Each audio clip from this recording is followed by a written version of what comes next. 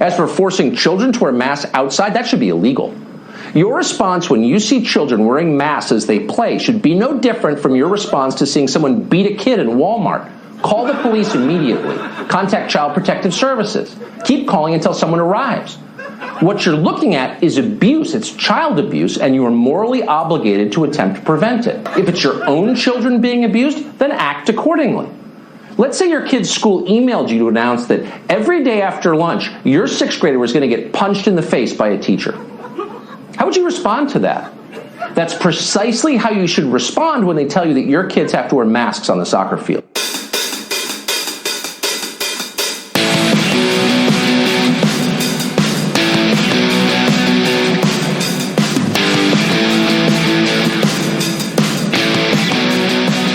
And now live from Australia, from the palatial yet not overly ostentatious Bill Show Studios, it's time for the Bill Show Politics This Week. And now, here are your hosts, Bill and Randy.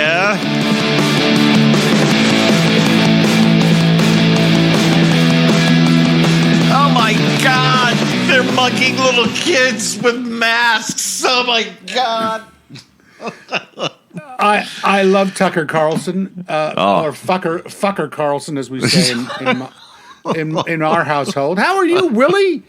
Oh, that was fun. I had to put that at the beginning. I'm okay. Yeah. Are you in the salubrious yet not ostentatious Bill Show Studios in Upway? Yeah, we're at the salubrious Bill Show Studios in Upway.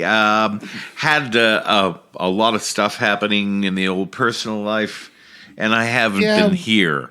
And that I'm sorry to all our 14 fans out there. And our listener, listen. Bill and I are human beings.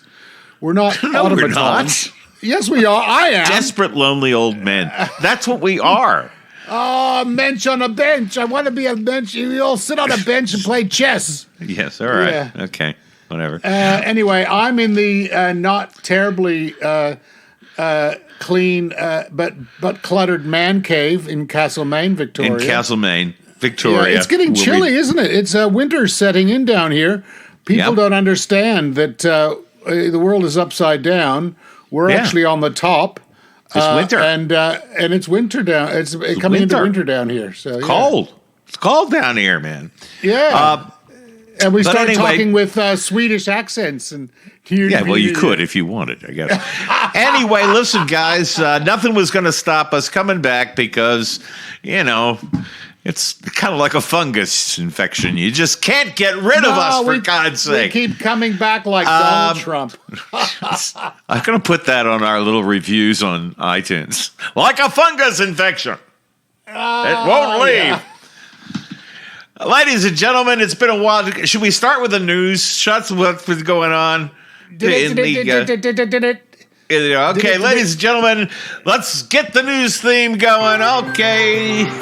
Here it is, our Fix It and Post Orchestra. Doing the news, ladies and gentlemen. A lot of things been happening in Washington. I think one of the nicest things is that things are they're calmer. Don't you notice that? They're kind of calmer. No, doesn't seem to be a lot of screaming and people on fire all the time. But the first thing we're going to talk about on our hit parade of the last 4 weeks is something I was looking forward to for a very long time. It's now time for Rudy Giuliani, attorney at law. Or as we like to call it, Better Call Rudy. It's federal authorities. This is something that we've been looking forward to at the Bill Show for quite some time. Aside from looking like the most guilty, crazy person in America for the last, year and a half, Rudy Giuliani finally had federal authorities raid his offices, ladies and gentlemen. The extraordinary FBI raid on Rudy Giuliani's New York apartment and office has sparked debate about what criminal charges Uncle Rudy may face, and signals a winding criminal investigation into his Ukraine drive to help Trump in 2020. Now, we talked about this. We talked about it last year, and we said that these guys were going to lead to some serious shit because they tie everything back to the Ukraine, and all of Putin's good friends in the Ukraine who in fact worked for Putin. The criminal inquiry into Giuliani, an ex-New York mayor and women's underwear model. Oh, is that is Rudy. He wore the whole dress, not just the underwear. No, he wore the whole dress. Yeah. So, grows out of one that in 2019 charged Lev Parnas and Igor Fruman. Yeah, baby. Lev and Igor. Lev and Igor, my God. We here at the Bill Show have a contractual obligation with Lev and Igor. We actually did. We signed a contract last year. Yeah. Do we talk like a Russian now? Do we talk like a Russian? They are so funny, let me tell you. Yes. They are the funniest henchmen you will ever see. That I tell you now. The Moose and Squirrel, yeah. They're two wild and crazy guys. Two Soviet-born Giuliani associates who were heavily involved in his, and I'm using air quotes, Ukraine projects with air quotes, illegal campaign donations from a wink, wink, nod, no. Hello, everybody. It's Vladimir Putin. A foreign source. Are there ever anything other than illegal campaign donations on that side? I don't know, but anyway, so this is the linkage that everybody was saying. Bill, that Russian linkage is all bullshit. No, it's not. No, it's totally not. And like, if you saw Trump with Putin in, remember he had that meeting with him, and it was a secret meeting behind closed doors. Yeah. Yeah, no, but he was like having a meeting with him, and 2 years into it, it was like a blowjob. It was just like the most. I don't know. Maybe it's true. I have no idea. Vlad said it's not. So now we're finding out that a lot of the stuff that leads us back to that is actually Lev and Igor. So, ladies and gentlemen, in the interest of not going over the same material twice, here it is. Let's do it. Yeah. From last year, our little segment. We've got a couple of minutes on who are Lev Parnas and Igor Fruman. Here it is, guys. Two Ukrainian-born business partners who dined with President Trump at the White House and worked with his personal attorney, Giuliani, were subpoenaed by House Democrats as part of the impeachment inquiry. Lev Parnas and Igor Fruman.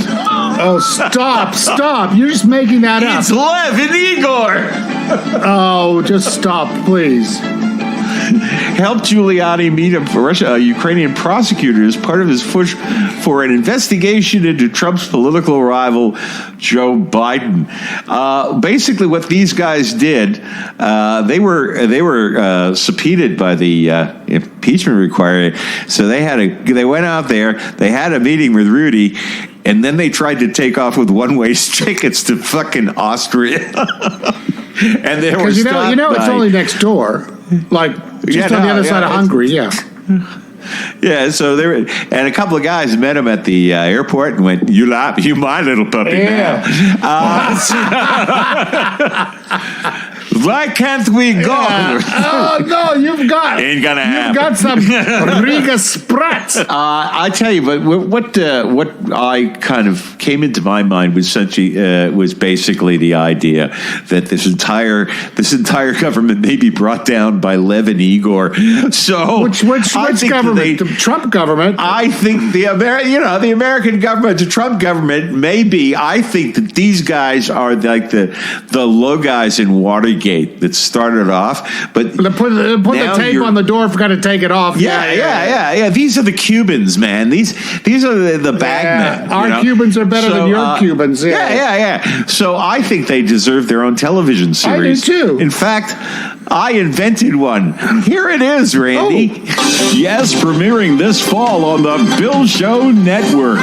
They're two mismatched Ukrainian bagmen making it on their own in New York City. Join us for Perfect Henchmen. I am Lev. And I am Igor. And we are two wild and crazy guys. Yes, they're two Eurotrash Ukrainian bagmen hot for adventure, romance, and kickbacks in the Big Apple with special guest stars Rudy as Crazy Uncle Rudy. Be there this fall, Thursdays, 8 o'clock. Yeah, I don't know. I'm a little upset because these guys are still on contract with the Bill Show. They are. For 12 more episodes of their crazy sitcom, Lev and Igor Make It in Manhattan. And Pastor David James Manning, they made him swear on a stack of Bibles. That's right. Yeah. So we have them on contract. Them. So I don't know what the hell's going on. But with, of course, them actually now tracing back through Lev and Igor, they will finally get to the pot of gold, I think. They might finally get to something a little bit more Russian. A little bit more Russian. Well, like Siberia, and the thing is like a gulag or something. Yeah, I don't know. All I know is that there's been a whole thing with Trump won't pay for Rudy's legal bills. No, Trump won't pay for anything. Hasn't anybody worked that out yet? Listen, Trumpy, I'd get up and I'd pay for his legal bills real quick. Because the amount of shit that Rudy has on Donald. So anyway, that is Lev and Rudy, and God bless them, they're back. Excuse me, there's no cough button. Wow. That's a phlegm button. We need a phlegm button. That was a hairball, man. I don't know what that was. A fur ball. Speaking of hairballs. Yes. Oh, come on. Seriously. Oh, dear. It's a 280-year-old fat idiots with consumption. By the way, ladies and gentlemen, ex-president... Meanwhile, there's something else has happened. Meanwhile, ex-presidential candidate and man who's sure he left his car in the airport's long-term car park, Mitt Romney, traveled back to the bosom of his constituents in Utah for a kind of getting to know the Mormons moment. Yeah. Here's Mitt Romney, and this amused me to no end. Here's Mitt Romney getting up close and personal with all his good constituents in fucking Utah. In this week he went back to Utah. Here's what happened. Oh, dear. Look what happened to Republican Senator Mitt Romney of Utah, who was booed by delegates at a Republican convention in his own state on Saturday. He's a person who says what he thinks, and I don't hide the fact that I wasn't a fan of our last president's character issues. And I'm also no fan.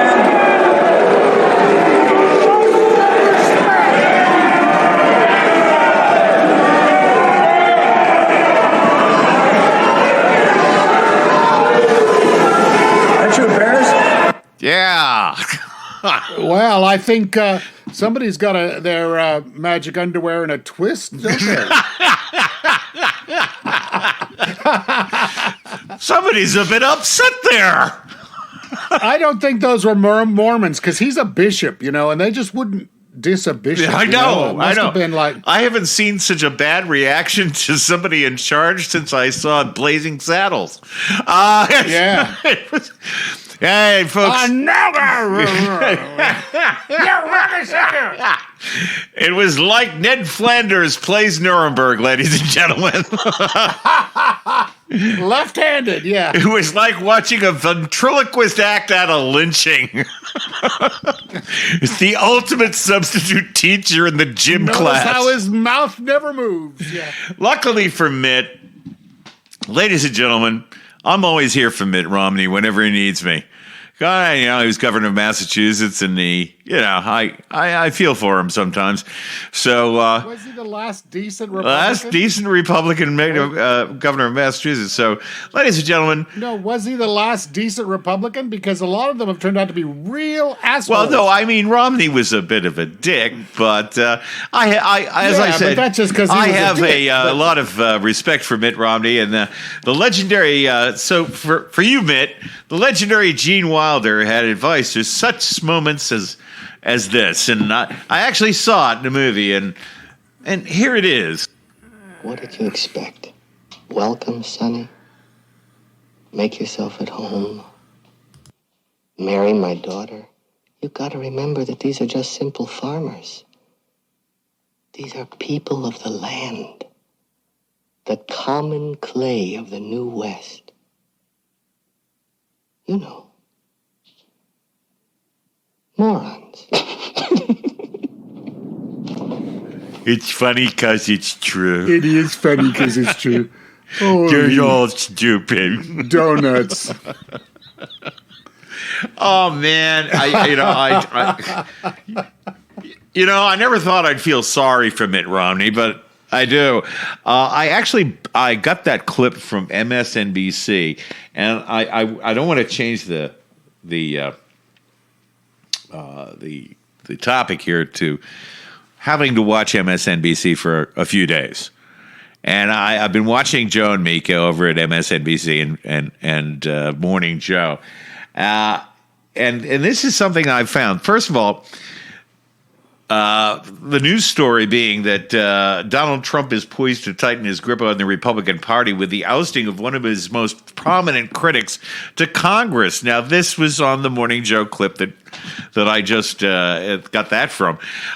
Liz Cheney, the offspring of the bionic fascist Dick Cheney, the only woman in Republican leadership in the House of Representatives to be raised by a lying evil war criminal, is widely expected to be voted out next week by members of loyal Trumpites, like those guys that hate Mitt Romney, by members, and we mean everybody.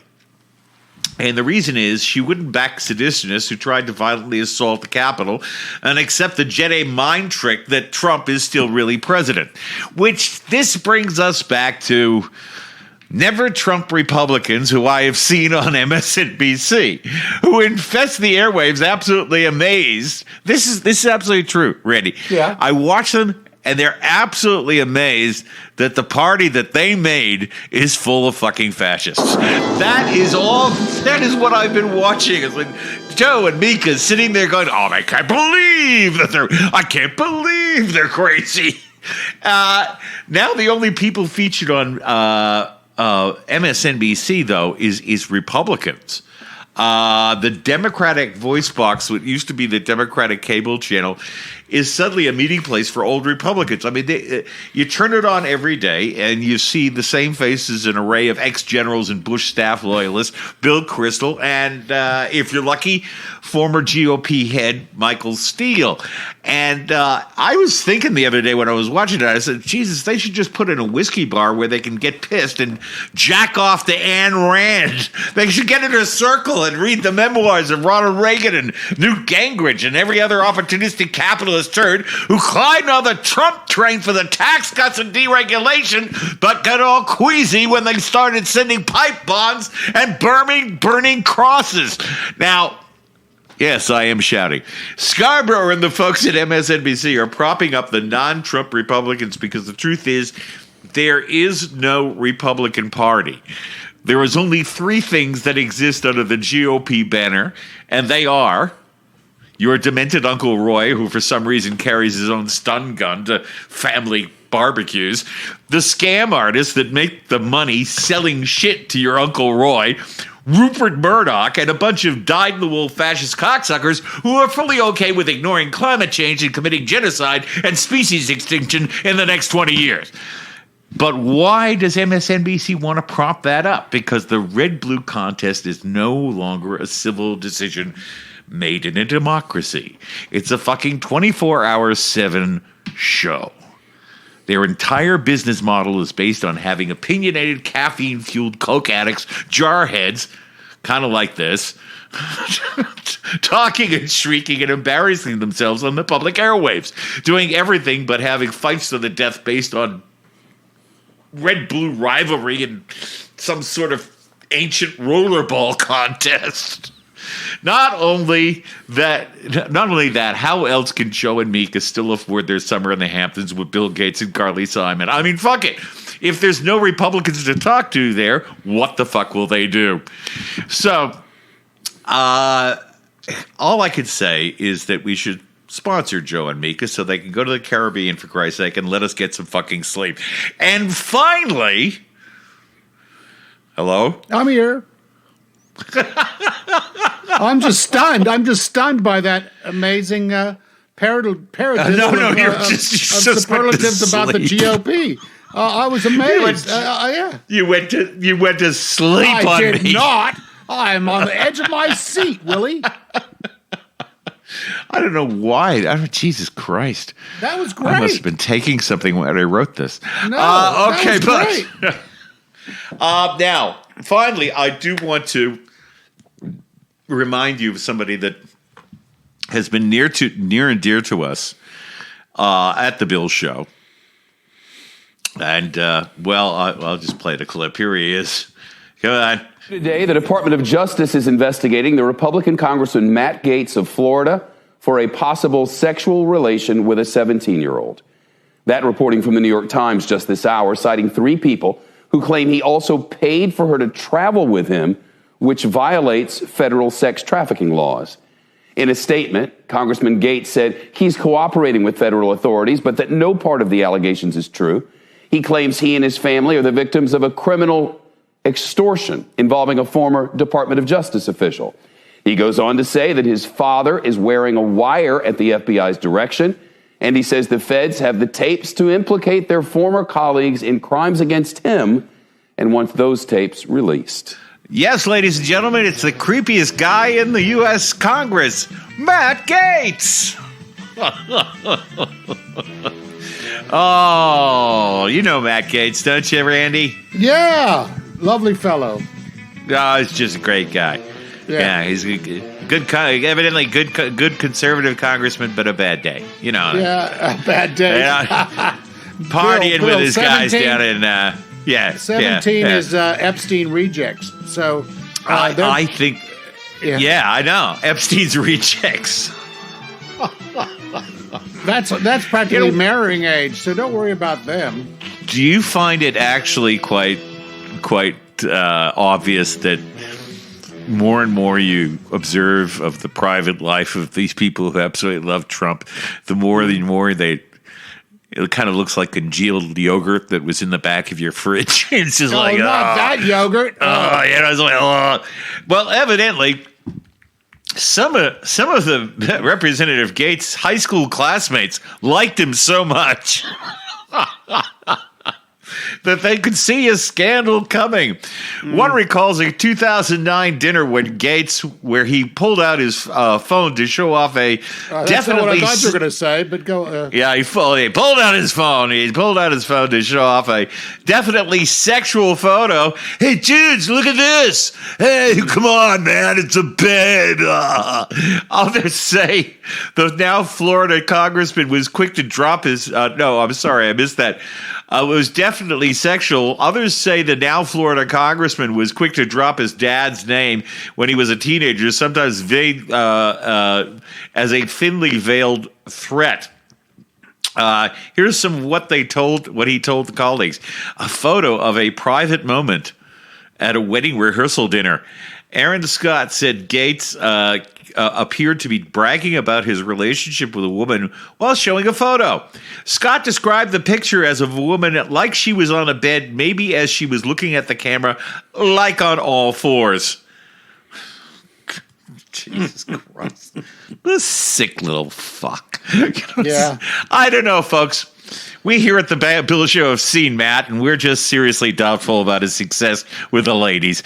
Not only does he act like an Ivy League fascist hamster on crack, he also seriously looks like every homophobic, sexually repressed, upper-class, preppy serial killer you ever saw on Law & Order SVU.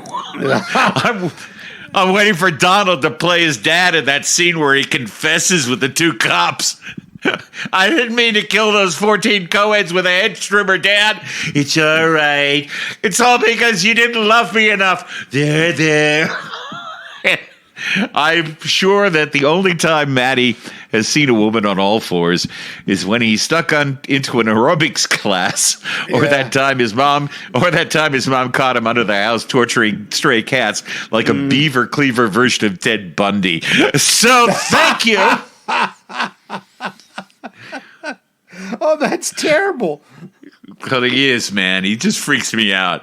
I look at him and I go, "Oh, Law and Order season 7, man. You killed about 3 co-eds. I saw it, man. Look at a picture of him. Trust me." Anyway, but there's a lot of memes. There's a lot of memes just making him look like a total dick. Like one had making him look like a total dick. There was one with him advertising shampoo. Forehead and shoulders, because he's just got so much forehead hair, and those his visage is like a cross between one of those guys you saw in Good Will Hunting and Jack Nicholson and yeah. Pretty bad. Some guy on the yeah. train station platform after 12 o'clock. I mean, it's really sick. Anyway, ladies, that's our Bill Show. Salute to Matt. God bless him. I hope he's okay. He's 39. He's got. He's 39. Soon. Yeah. Is he a real catch, girls? So we're going to be back, ladies and gentlemen, in just a moment. We got some comedy, do you? We do. As opposed to the shit I've been saying? It's funny, Bill. I laugh. Yeah, you do, because I pay you. So I what laugh is more the than I get paid for. Yeah, that's right. So what do you got for us? I've got my namesake Randy Rainbow with his absolute latest, hot off the internet. And I've got a very old Hollywood star, wonderful man from, It Happened One Night, and he's going to tell us a joke. Oh, well, that'd be nice. Yeah. Okay. Let's do that. You do your best Jimmy Stewart for me. We'll be right back. We'll be right back in just a moment. Yeah. I gotta find Zuzu's pedals. Be back in a second. I'm down the Texas border, along with 18 senators. We made the trip to see the crisis that is playing out. It's a humanitarian tragedy, but it's literally insane policy. They toured the Rio Grande, the Democrats say. A photo ops with Susan, Chuck, and John. 'Cause up to now they didn't give a rat's say. This is madness. About any border crises going on. They ought to be embarrassed by their hypocrisy, stringing their constituents along. It's time to take back the border. But ain't it only like the corrupted GOP, pretending like they don't know right from wrong? Yeah, right. I know. They suck. That's why everyone loves to hate on Ted and Lindsay. Their problem isn't popularity. You'd think they'd be ashamed of the shenanigans they try, but never Cancun Cruiser Lady G. They really only care about Ted and Lindsay, but that don't mean they can't put on a show.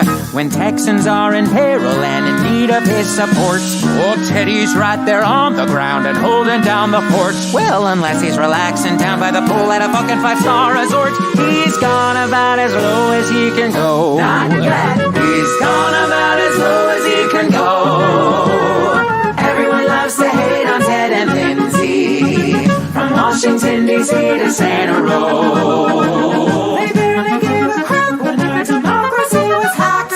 But now they're dressed in costumes and they're trying to distract. So the only thing the country can agree on is the fact that Ted and Lindsay really gotta go. Damn straight. We know that Ted and Lindsay gotta go. This is madness. Everyone always dunks on Ted and everyone always dunks him Quite frankly, it's my favorite thing to do. Oh, it's my favorite. It makes me lose my lunch to see them trifling on TV, spouting propaganda till they're blue.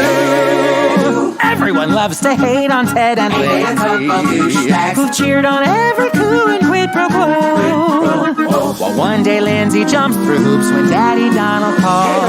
The next he's clutching pearls when his supporters climb the walls. Then he's back in the game playing golf with his buddy and begging to hold his balls. They've gone about as low as they can go. Ugh, gross. They've gone about as low as they can. Gone about as low as they can. Gone about as low as they can. Everyone loves to hate on them. Everyone loves to hate on them.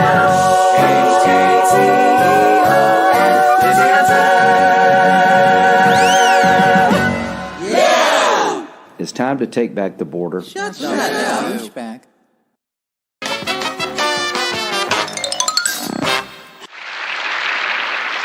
The story is about the man and his wife sitting having breakfast.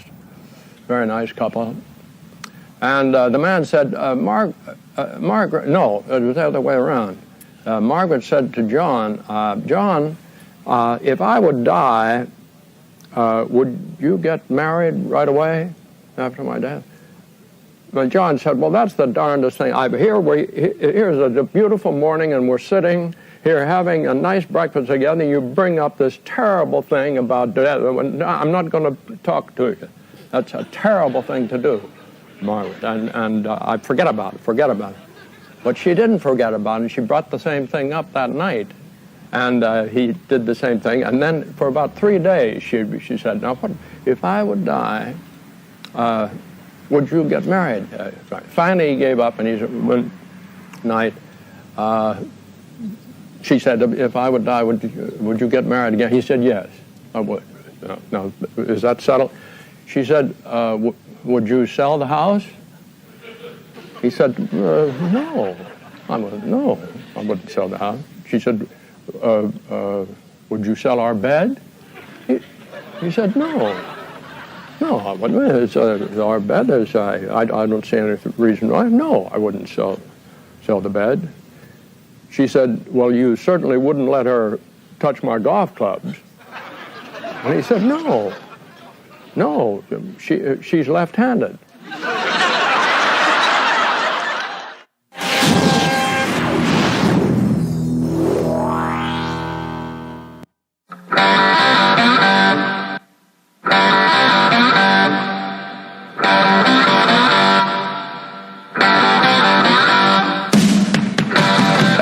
Ladies and gentlemen, it's time to keep your hands and feet inside the vehicle at all times, because it's time once again for Randy's Rant. Hey, Randy, it's your turn. Yeah, it is my turn, so I can talk about anything I want. Anyway. That would seem to be true. Okay, go. Okay, my rant this week. Okay, go. Is how stupid are Americans. We do that every week. Come on. No, anyway, okay. This one, the repercussions from the 6th of January are still being felt. Yeah. A lot of these guys are coming up for trial. And yes. This guy has gone to court over being there at the 6th, yeah. Yeah, the Capitol, invading the Capitol. Yeah. Okay? Yeah. So this idiot, I'm telling you, idiot. Barbie and Ken. His name is Anthony Antonio. Tony. Anthony. Yeah, Anthony Antonio, who was filmed assaulting a police officer. Yeah. And threatening war against America. Yeah. And now his lawyer says, in his defense, he had Fox mania from watching too much Fox News propaganda and believing what was being fed to him. Now, is this a valid defense, Fox mania? I think he should sue. He should get off? Oh, yeah. I think he should. I don't think he should get off. But I think that anybody that we can get to sue Rupert Murdoch, who is arguably, I think, the most evil person in the world, yeah, well, that's so his true. ass. Anyway, You know, I've got a Foxmania. I've got a wonderful clip here, which actually has a mashup of all the idiot things that people say on Fox News. And so I'm going to play this clip. It's presented by a chap named Benjamin Dixon, and it's entitled "Fox Made Me Do It." Fox Made Me Do It by Benjamin Dixon. Yeah. I'll be interested to hear this. This is Benjamin Dixon talking about Fox and propaganda right here on Randy's Rant. One of the many defendants facing federal charges in the insurrectionist attack on the Capitol of January 6th made an unbelievable claim in court today, stating that he suffered from Fox-itis and Foxmania.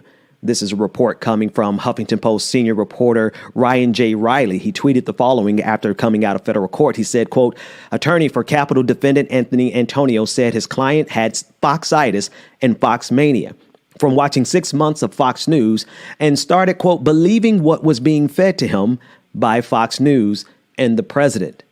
Now, there is a case to be made about the role that Fox News and Donald Trump played in the insurrectionist attack of January 6th, but it is absolutely the height of absurdity for especially someone that has an ideology that constantly badgers the rest of America about personal responsibility, all of a sudden saying that he was no longer responsible for his actions because he watched too much Fox News.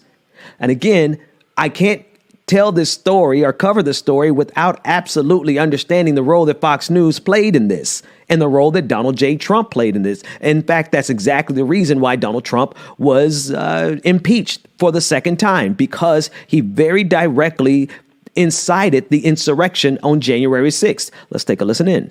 We're going to walk down to the Capitol and we're going to cheer on our brave senators and congressmen and women, and we're probably not going to be cheering so much for some of them, because you'll never take back our country with weakness. You have to show strength. So this was directly before the insurrection. So absolutely, the idea that listening to your sitting president tell you that you have to take this country back by force by going down to the Capitol, there is absolutely a connection between Donald Trump and the insurrection. However, I'm sorry, Anthony Antonio, you are personally responsible for your own actions. You watched 6 months of Fox News, which is obviously detrimental to your health. And in fact, I want to play one more clip. This is a mashup by The Daily Show, because they did the best job of summarizing exactly the role that Fox News played in the lead up and the aftermath of the January 6th insurrection. General George Washington's soldiers were freezing cold, fighting for independence against tyranny, domination, and control. It was their moment to stand up and fight for freedom. To many, January 6th is such a moment. The battle for the White House is now a full-fledged struggle for the survival of this constitutional republic. We, the people, are in control of the United States, and we will take our rights back. 74 million Americans are not going to shut up. This is about taking a stand where you can take a stand. Yeah.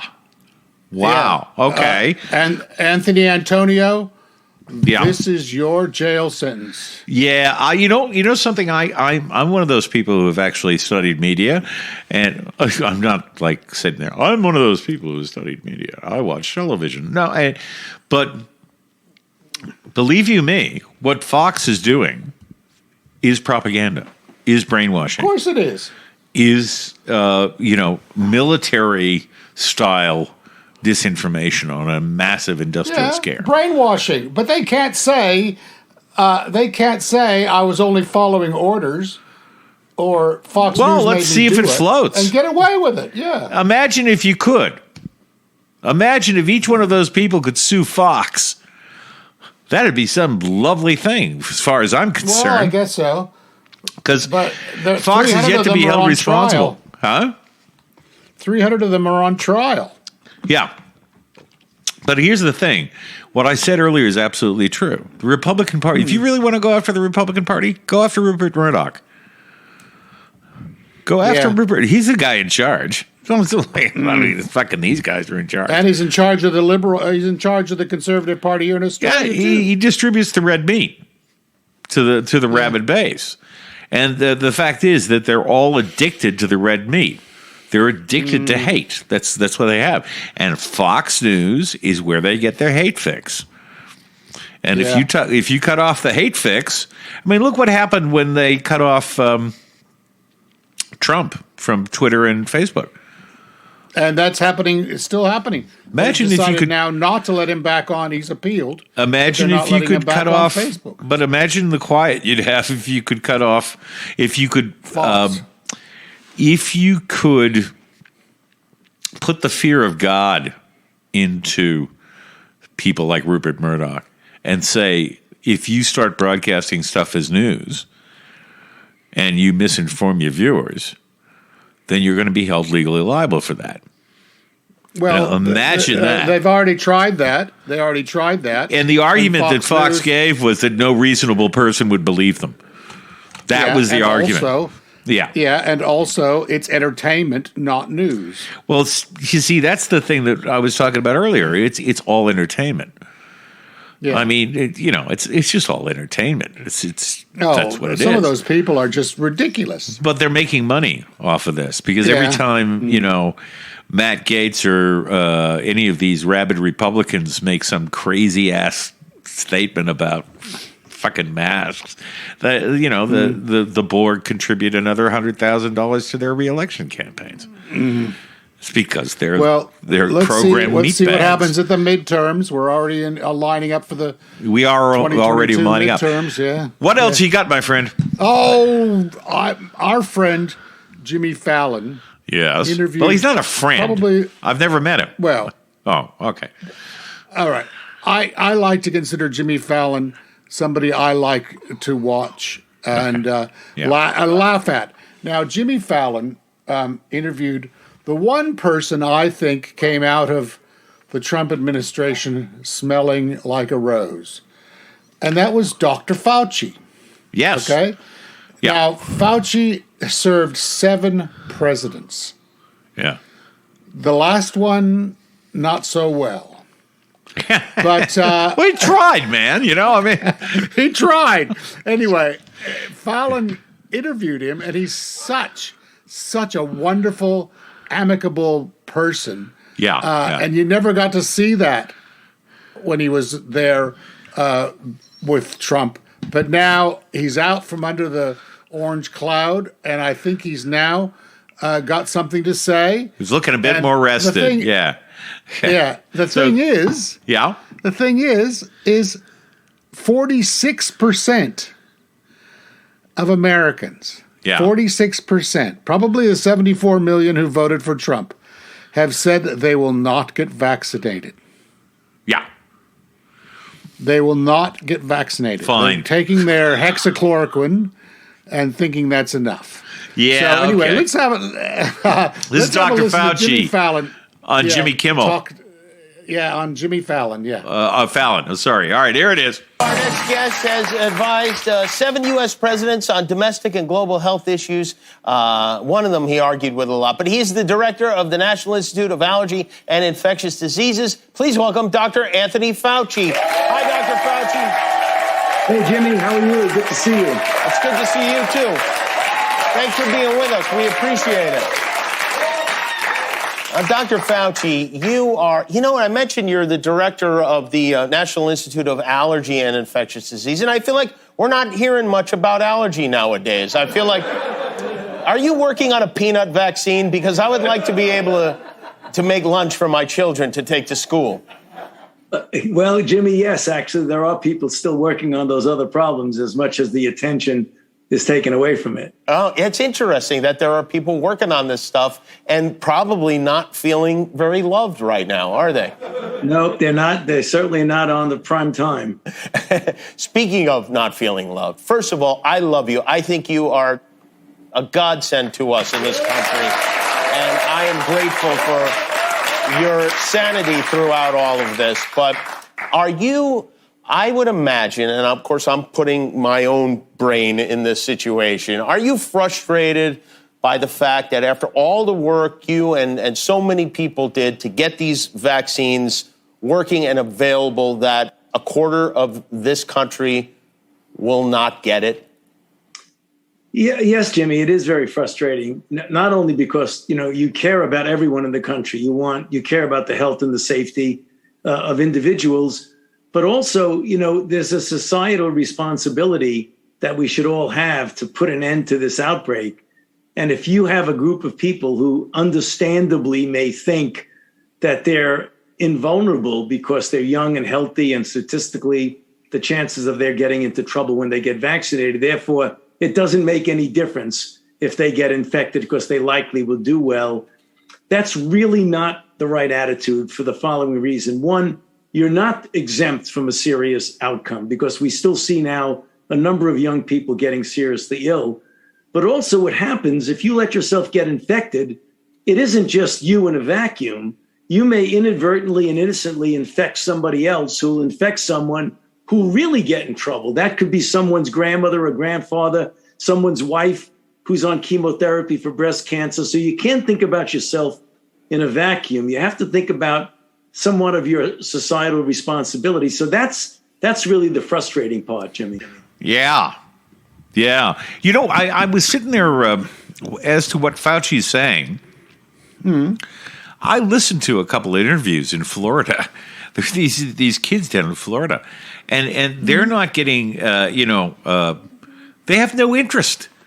No interest. Oh, I don't know. I might get vaccinated. It's like there is an entire sociopathic neglect. It's astounding to me that 30 to 40% of the American people are such assholes. just that would actively go about endangering the lives of people older than them simply because young people don't get it. But whoever they have in contact with, they could just fucking die. They don't care. And I think that 2018 or 2016 is when we found out that a large percentage of America were just fucking assholes. Just assholes. Yeah. Really, seriously, there's no excuse for it. None. It's all about me. It's all about me. It's all about me. Fuck you. I got mine. You can get yours.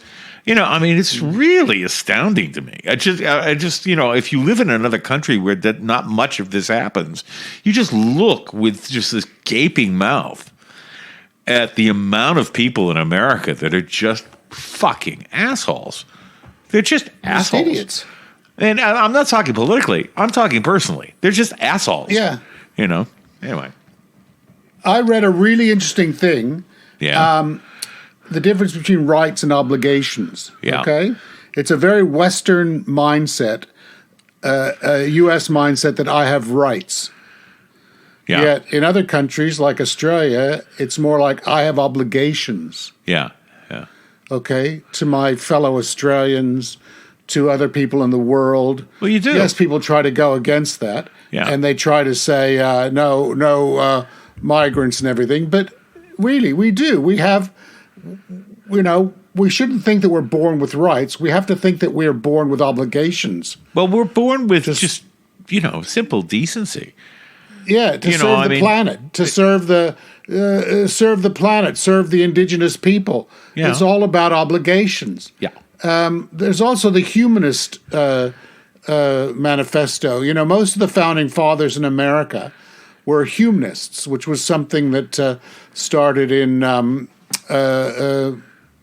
around the 17th, 18th century in Europe and England. Yeah. Putting human beings ahead and human beings and living things as the center of your moral outlook. That's right. And that everybody should have the rights to exist. Evidently, rights to exist. That'd be nice. Yeah, evidently, that would be good. They still had to. But they what they did is they had the proper kind of skepticism toward, I won't say greed because they were very greedy, but I will say the proper amount of skepticism toward religious fundamentalism that seems to be so close with, so much of the division of 30 to 40%, which again makes me crazy. It just astounds me. I can't imagine because I thought to myself, if you guys are what's waiting for me when I go to heaven, I'd rather go the other way. Well, no, I don't know, but I'm just not that interested in that, guest list. I mean, seriously, that's what I get. Anyway, listen, we're up to about 50 minutes. You got anything else?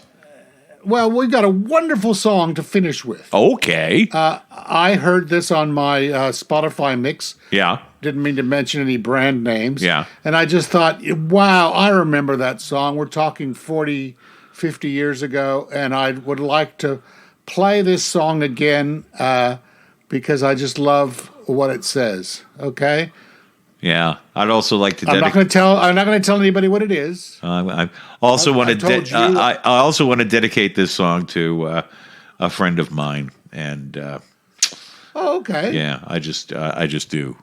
And to our listener. Yep, and to our listener, but a friend of mine who's very courageous and good person.